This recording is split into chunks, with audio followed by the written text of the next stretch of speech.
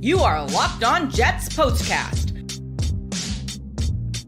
part of Locked On Sports New York on the Locked On Podcast Network.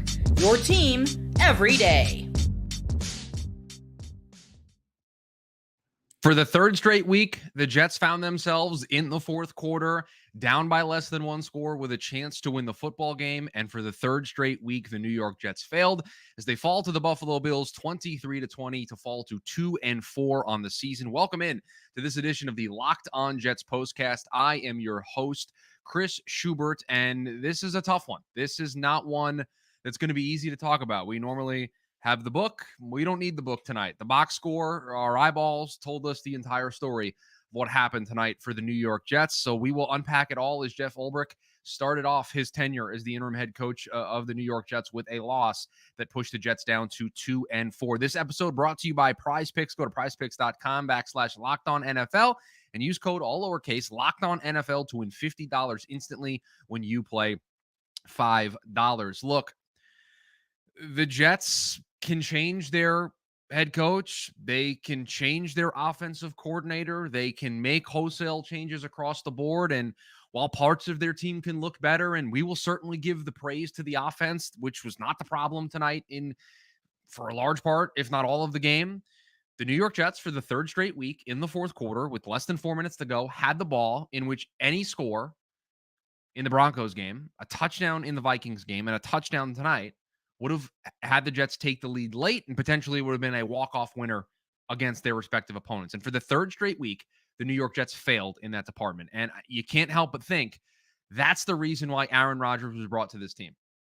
The reason why Aaron Rodgers was traded for, the reason why Aaron Rodgers was catered to with the players, with the coaching staff, with everything that this organization has done is because Aaron Rodgers and this offense are supposed to come through in these moments. They're supposed to win these football games. And if they can't win these football games, despite everything else going wrong defensively, if you can't be handed the ball late in the fourth quarter with a chance to win the game and come through, what are you as a football team? You're not going to be taken very seriously. You're not going to be taken seriously as a team that can compete in the division. You're not going to be taken seriously as a team that can compete for a playoff spot. And you're not going to be taken seriously as a team that can compete for an AFC title or a Super Bowl. Just plain and simple. The Jets failed tonight. For the third straight week, it was the same script.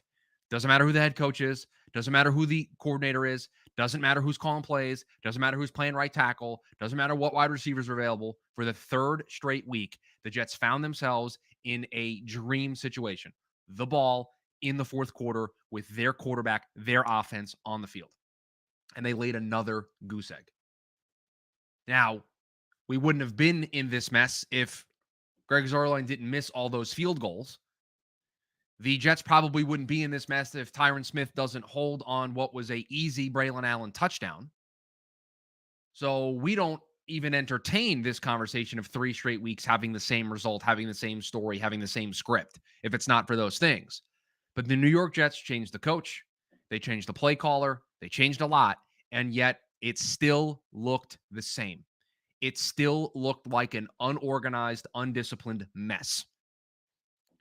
The team did not convert in the red zone. They were 1 for 4 on touchdowns in the red zone, kind of supposed to be a strength of Todd Downing. And I'm not going to get on Todd. We're going to talk about the offense here in a little bit.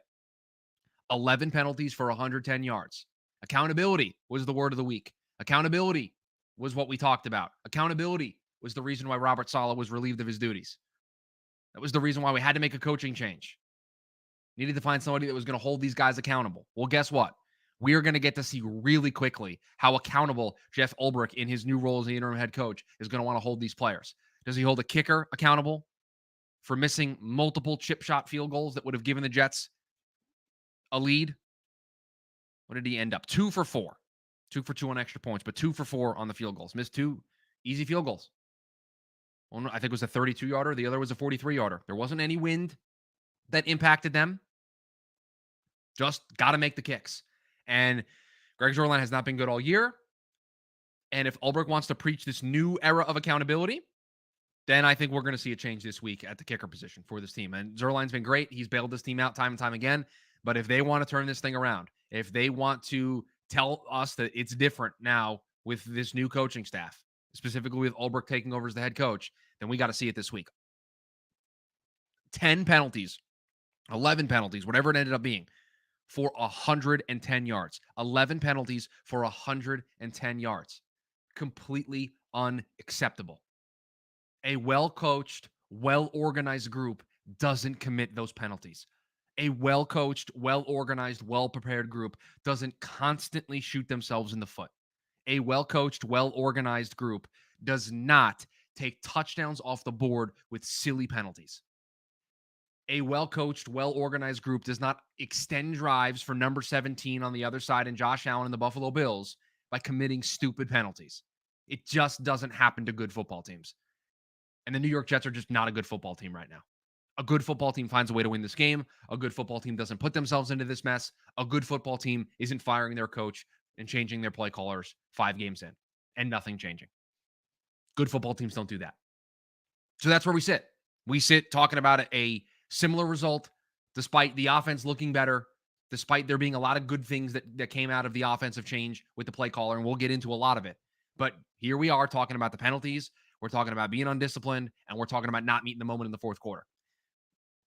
You want to just change the head coach again? You want to change the play caller again? I don't know what to do to fix this. These are the same problems that were there last week. These are the same problems that were there in Denver. I mean, this stuff has been going on for years now under this regime. Even though it's not Robert Saleh anymore, there's still a lot of the same coaches, still a lot of the same staff. This stuff constantly pops up at the worst possible time.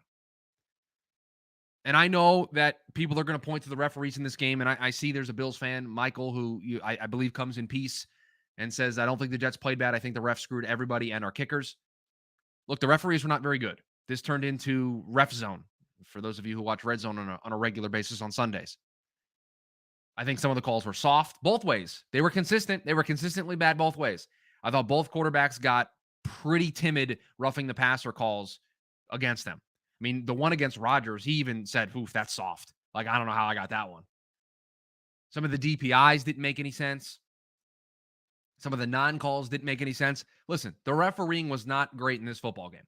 Let's not sugarcoat that part of it. But I'm not going to come up here and do this postcast with you all and say the referees are the reason why the Jets lost this football game. The Jets lost this football game because their offense failed to deliver in the key moment yet again. This team lost again for the third straight week because their defense can't stop the run. This team lost for the third straight time because they committed undisciplined penalties over and over and over again. That's why they lost this game. Not because of the refs, because of the same things that we've been talking about. It's almost like I can just record these ahead of time during the week and just play them back. I don't even know why I need to change the sidebar of all the things here that we talk about. It's the same stuff every week. There just happens to be a new head coach this week. And there's a new play caller. So we have some new wrinkles to talk about. And there were a lot of questions of what this was going to look like with Jeff Ulbrich making the transition from being the defensive coordinator, being the defensive play caller, and then also taking on the head coaching duties because he said he was going to keep those responsibilities. And in the first half, you saw a team that was out of sorts. You saw a team that I think was trying to find their footing defensively because the guy that's normally making those adjustments in the game and changing things up on the fly as the game goes on isn't able to do so because he's now the interim head coach and there are other things he's responsible for. That's what it looked like. And for all the talk of the juice, the first game bump that you get from a head coach, you kind of saw it on the offensive side of things, but you did not see it on the defensive side of things. You did not see it from the group that is supposed to be the strength, that is supposed to be the backbone of this organization, of this team right now. And so it's just a disappointing effort. And I'm sorry if I sound repetitive, and I'm sorry if I sound angry, and I'm sorry if I sound upset, but this was a winnable football game. Despite all those mistakes, despite being undisciplined yet again, despite all of it, you had the ball with less than 4 minutes to go in the fourth quarter with Aaron Rodgers. And for the second straight week, you throw the ball to Mike Williams and it somehow gets intercepted. For the second straight week, I don't know how that's even possible for the Jets to immediately run back what plagued them in London against Minnesota, and it's the same tape. He slips, it's an underthrown ball, turnover, ball game. I just cannot believe we are sitting here talking about the same things over and over and over again when it comes to this team. The coaching change didn't change it. The play caller change didn't change it. The new accountability didn't change it. This team still committed the same self-inflicted wounds that they've been committing, not just this season, but in 2023 and in 2022, and ever since Robert Saleh and company got here. Nothing has changed with this group, and it is incredibly frustrating to have a winnable game, an opportunity to take first place in the AFC East, to stem the tides a little bit, to get back to 500, to showcase. There was an easy storyline coming out of this game. Rodgers takes his team down the field. They score a touchdown. They win this game 27-23. The storylines were easy. Yeah, the defense didn't play well. Yeah, it was sloppy. Yeah, the kicker is a problem. Yeah, they committed penalties. But this offense looks so much better, and Rodgers came through in the clutch moments. It's easy. It's a celebratory. It's a victory show. We're having a great time. We're talking about, have they turned the corner offensively? Is this stackable? Going into another primetime game against Pittsburgh? Nah. Jets can't make it that easy on us. They have to give us the same old stuff that we've been getting for years now with this franchise. It's just disappointing. And it's just frustrating. And I don't know why we would expect anything different at this point. I don't care what the coach says in the postgame. I don't care what the coach and the players say all week. I've been hearing about accountability for months now. I've been hearing accountability for years now. And here we sit, still talking about being accountable and being undisciplined and being, outcoached and being unprepared and making silly mistakes. I just don't know what it's going to take for something to actually change. We'll talk about the positives. We will talk about an offense that looked a lot better and a very, very huge indictment on Nathaniel Hackett and his play calling ability with how good this offense looked. We will get into that here on the other side.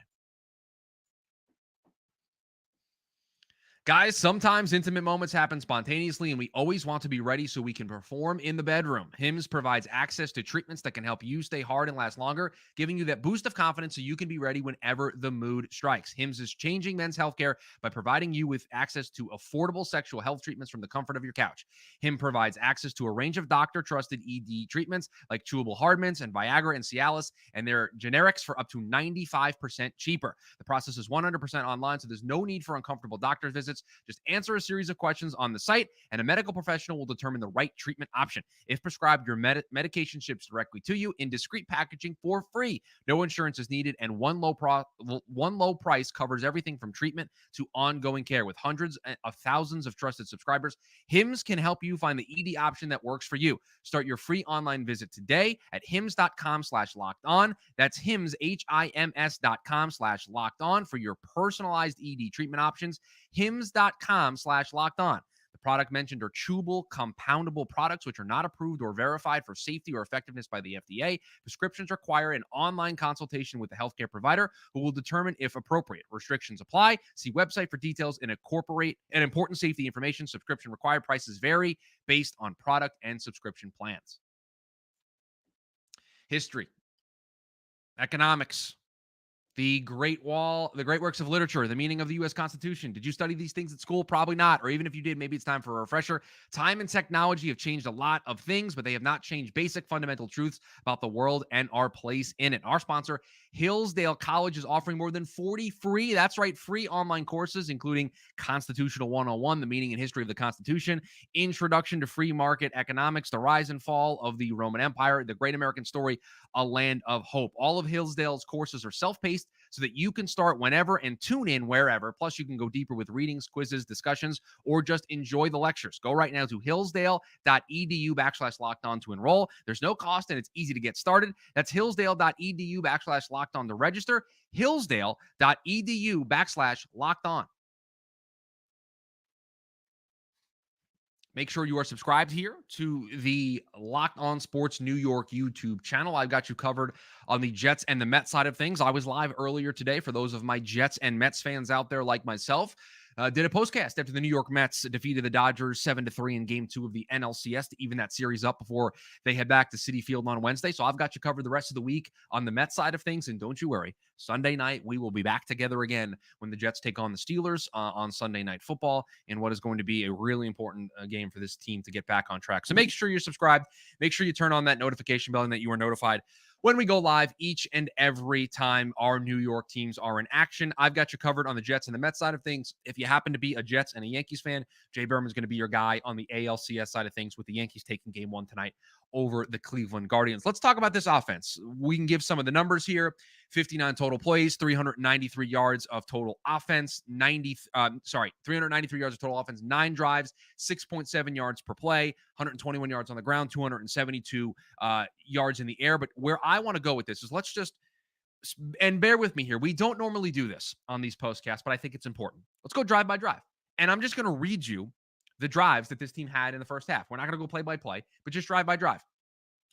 First drive, 8 plays, 54 yards, 3 minutes and 54 seconds.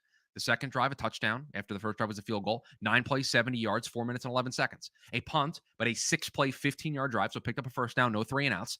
The drive after that, another punt, 5 plays, 11 yards, but again, a first down, no 3 and outs. The first 3-play drive or less for the New York Jets came at the end of the half. It was a 3-play, 70-yard drive because, oh, guess what? Aaron Rodgers can still hum the ball down there deep into the end zone, and you can get the magical Allen Lazard, Aaron Rodgers, Hail Mary connection to make this a 3-point game going into half. That was the shortest drive for the Jets. It was 3 plays, and that's it. Every other drive at least picked up a first down, and their first 2 drives of the game, 8 plays and 9 plays, 17 plays over the first 2 drives. The offense looked like they were in flow. They looked confident. The play calling looked creative.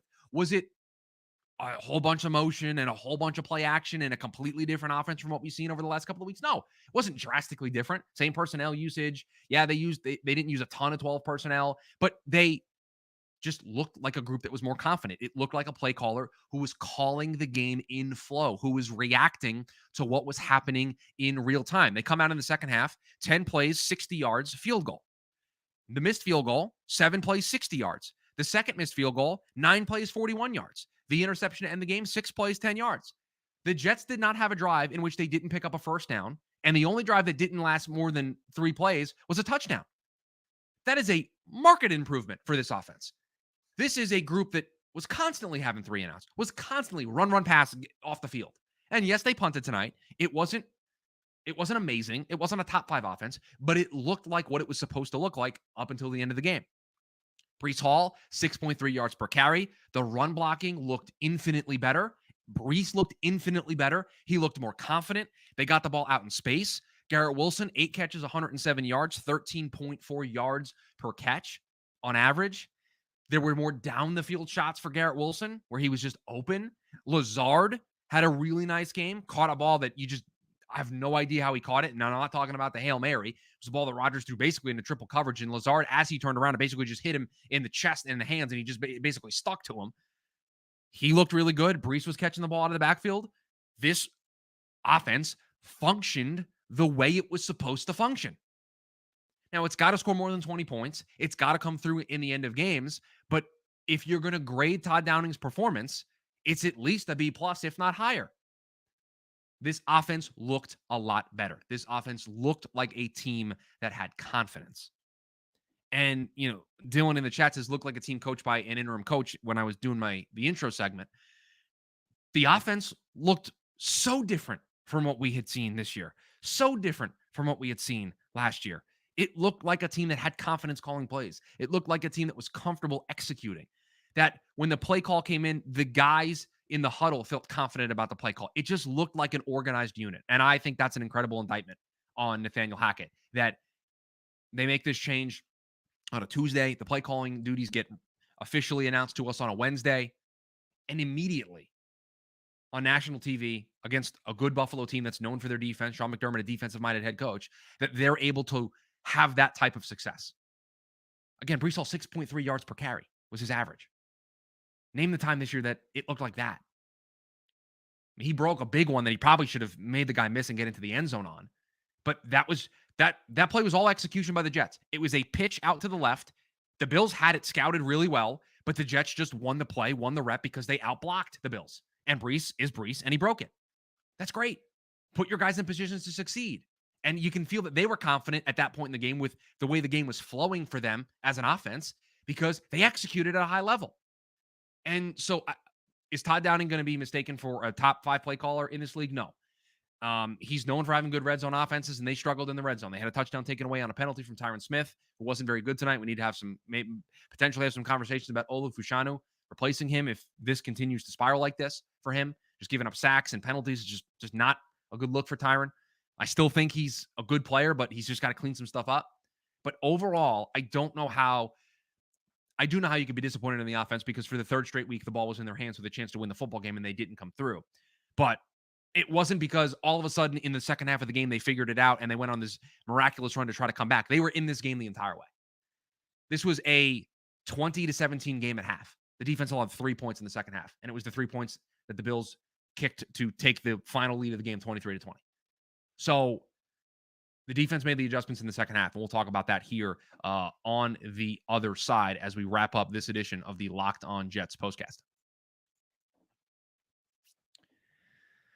PrizePicks. We talk about it quite a bit here on these Locked On Jets postcasts. PrizePicks, download the app today. Use code Locked On NFL. You'll get $50 instantly when you play $5. You can now win up to 100 times your money on PrizePicks with as little as 4 correct picks. PrizePicks, the best way to get action on sports in over 30 states, including California, Florida, Georgia, and Texas. PrizePicks, the only real money daily fantasy platform with an injury insurance policy, so your lineup stays in play even if one of your players gets injured. If your player leaves in the first half and doesn't return, PrizePicks keeps your lineup live.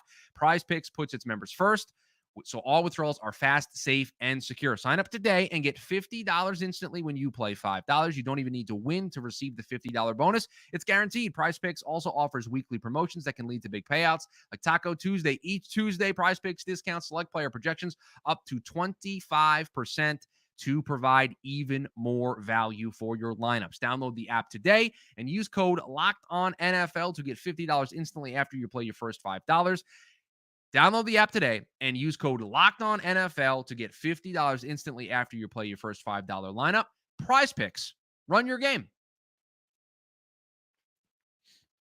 Make sure you subscribe to the Locked On Jets podcast. If you're listening to us in the podcast feed, that means you already do so. Why don't you join us here live after every Jets game for the Locked On Jets podcast? If you're joining us on the YouTube side of things, John will have you covered with even more big picture thoughts from the Jets' loss 23-20 tonight to the Buffalo Bills to fall to 2-4 on the season in the midst of what is a 3-game losing streak. And despite the scores being different, despite it being 23-20 tonight, despite it being 23-17 last week, despite it being 10-9 the week before, all 3 games came down to the same thing. The Jets with the ball, an opportunity to score to take the lead late and win these football games, and they were 0-4-3. It's as simple as that. You can talk about penalties. We can talk about missing kicks. We can talk about the offense looking better, but it just comes down to they didn't come through in those moments. And the defense, let's be fair. The first half wasn't looking great. And there were times in the second half it wasn't looking great either. But this defense, I don't know if it was the change with Jeff Ulbrich now needing to be the head coach, not just the defensive coordinator, so can't necessarily make those in-game, in-half adjustments. But what I will tell you is they came out in the second half and only allowed 3 points. So Jeff Ulbrich was able to dial up some defensive adjustments at halftime that stuck. And this is a team that lost DJ Reed during this game. This is a team that had been dealing with injuries all over that group. Chuck Clark left this game with an injury, right? So 2 of the mainstays of your secondary leave this game with injuries, and you're rotating through the depth, and the depth of this team's getting targeted, and they found a way to keep this game close, to give their offense a chance, and the offense just didn't come through.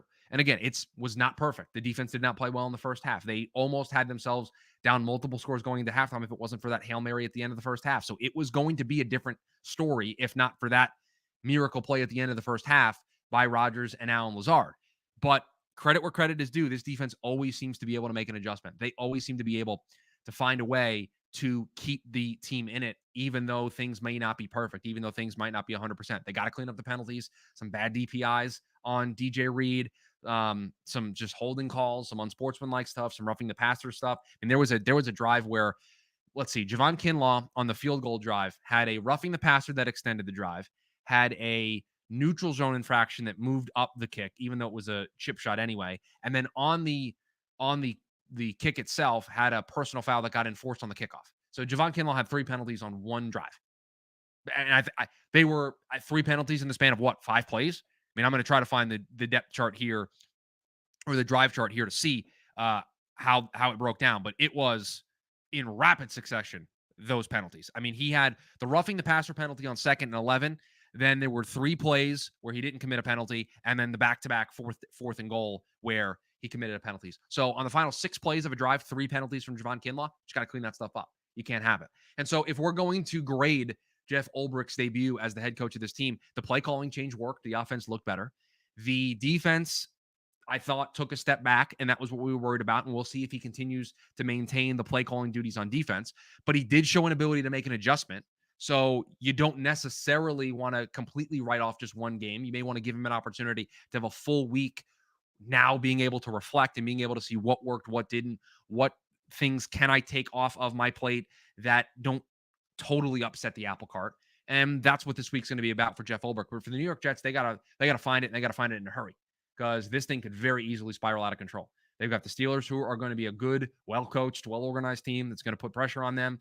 They then have the Patriots in there as well, but then they got the Texans. So this is not an easy stretch for this team. And if they want to keep any hopes, any playoff hopes alive here, they got to find a way to go on a run here, because if this thing starts to slide and we're talking about a team that's got 6 losses before they hit their bye week, I just don't see how it's going to happen. I don't see how we're talking about a team that's making the playoffs. And these postcasts are going to get a little bit more doom and gloom with each passing week. But the New York Jets make a lot of changes. Some things look different. A lot of things stayed the same. And for the third straight week, it ended the same for the New York Jets. A missed opportunity late to try to win the football game, and they will have to rebound accordingly this upcoming Sunday night against the Pittsburgh Steelers. You know, we'll be back to break it all down here on the Locked On Jets postcast. Thank you all for joining us here live on the show. Make sure you are subscribed to us here on the YouTube side of things, Locked On Sports New York. You turn on that notification bell so you're notified when we go live, and you can join us Sunday. And if you're a Mets fan, I got you covered the next couple of days for games 3, 4, and 5 of the NLCS. But that is going to do it for us here tonight on the Locked On Jets postcast. The Jets fall to the Buffalo Bills 23-20 in a very similar fashion to the last couple of weeks, and they're going to have to find some answers and find them in a hurry. See you, everybody.